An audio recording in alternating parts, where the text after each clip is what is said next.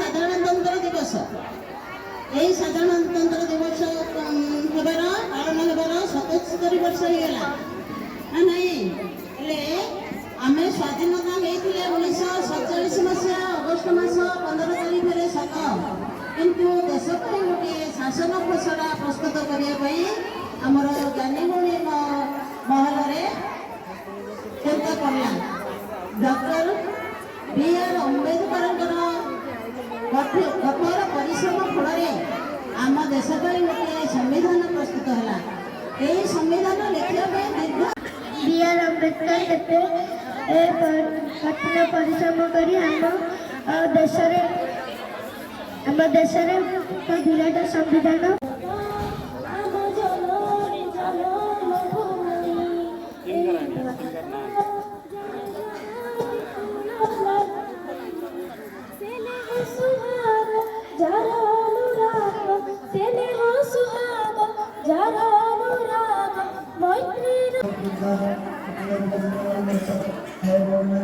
ଆଜିର ଏହି ଦିବସକୁ ମୋତେ କିଛି କହିବାର ସୁଯୋଗ ମିଳିଥିବାରୁ ମୁଁ ନିଜକୁ ଧନ୍ୟ ମନେ କରୁଛି। ଆଜି ଆମେ ଏଠାରେ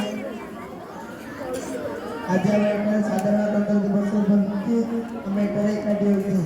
ଏହି ଦିନ ଆମ ଭାରତର ସମ୍ବିଧାନ ବିକାଶ ହୋଇଥିଲା। ଭାଇ ଓ ଭଉଣୀମାନେ ଆଜିର ଏହି ପବିତ୍ର ଦିବସ ବିଷୟରେ ମୋତେ କିଛି କହିବାର ସୁଯୋଗ ମିଳିଥିବାରୁ ମୁଁ ନିଜକୁ ଧନ୍ୟ ମନେ କରୁଛି। ଆଜି ହେଉଛି ଜାନୁଆରୀ 26। ଏହି ଦିନ ହେଉଛି 26 ଜାନୁଆରୀ 2026 ମସିହା। ଆଜି ଆମ ଦେଶରେ 77ତମ ସାଧାରଣତନ୍ତ୍ର ଦିବସ ପାଳନ କରୁଛେ।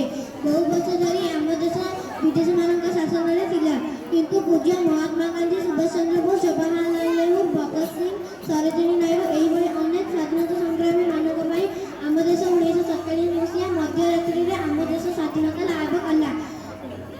ସମ୍ବିଧାନର ମୁଖ୍ୟ ଥିଲେ ଡକ୍ଟର ଭୀମରାଓ ଆମ୍ବେଦକର। ସେ ଥିଲେ ସମ୍ବିଧାନର ଏକ ଜନକ। 2 ବର୍ଷ 11 ମାସ 18 ଦିନ ଆମ ଦେଶ ଆମ ଆଇନ ଅନୁସାରେ ପ୍ରଚଳିତ ହେଲା। ସେହିଦିନ ଆମେ ସମ୍ପୂର୍ଣ୍ଣ ଭାବେ ସ୍ୱାଧୀନତା ହାସଲ କଲୁ। ସେହିଦିନ ଥିଲା 1950 ମସିହା ଜାନୁଆରୀ 26। ପୂଜ୍ୟ ଆମରି ଗୋଟିଏ ଗୋଟିଏ ଆମରି ଜୀବନ, ଭାରତ ମାତା ଆମରି ଆମେ ଏହାରି ସନ୍ତାନ। ସମ୍ମାନୀୟ ସଭାପତି ମହୋଦୟ, ଜ୍ଞାନଗୁଣର ଗରିୟନ ତଥା ନୀତି ଆଦର୍ଶର ଗଣମୂଳ ପୂଜ୍ୟ ଗୁରୁଜୀ ଗୁରୁମା ବୃନ୍ଦ, ଉପସ୍ଥିତ ବିଚାରକ ମଣ୍ଡଳୀ, ସାନ ବଡ଼ ଭାଇ ଓ ଭଉଣୀମାନେ, ଆଜି ହେଲା ଜାନୁଆରୀ 26 ତାରିଖ ଅର୍ଥାତ୍ ସାଧାରଣତନ୍ତ୍ର ଦିବସ। ସର୍ବପ୍ରଥମ ମୁଁ ଆପଣମାନଙ୍କୁ ସାଧାରଣତନ୍ତ୍ର ଦିବସ ଉପଲକ୍ଷେ ହାର୍ଦ୍ଦିକ ଶୁଭେଚ୍ଛା ଓ ଅଭିନନ୍ଦନ ଜଣାଉଛି। ଆଜିର ଏହି ପବିତ୍ର ସାଧାରଣତନ୍ତ୍ର ଦିବସ ବିଷୟରେ ମୁଁ କିଛି କହୁଥିବାରୁ ମୁଁ ନିଜକୁ ଧନ୍ୟ ମନେ କରୁଛି। ଆଜି ହେଉଛି ଜାନୁଆରୀ 26 ତାରିଖ 2024 ମସିହା 77ତମ ଗଣତନ୍ତ୍ର ତଥା ସାଧାରଣତନ୍ତ୍ର ଦିବସ। ଏହାକୁ ଗଣରାଜ୍ୟ ଦିବସ ମଧ୍ୟ କୁହାଯାଏ। ଏହି ଅବସରରେ ମୁଁ ଦେଶପ୍ରତି ନର୍ମ କୃତଜ୍ଞତା ଜ୍ଞାପନ କରୁଛି। ଗଣତନ୍ତ୍ର ପ୍ରତ୍ୟେକ ଭାରତୀୟଙ୍କ ପାଇଁ ଏକ ପର୍ବ ନୁହେଁ, ବରଂ ଏହା ଆମ ସମସ୍ତଙ୍କର ଗୌରବ ଅଟେ। ଗଣର ଅର୍ଥ ଲୋକମାନେ, ତନ୍ତ୍ରର ଅର୍ଥ ଶାସନ। ଆମେ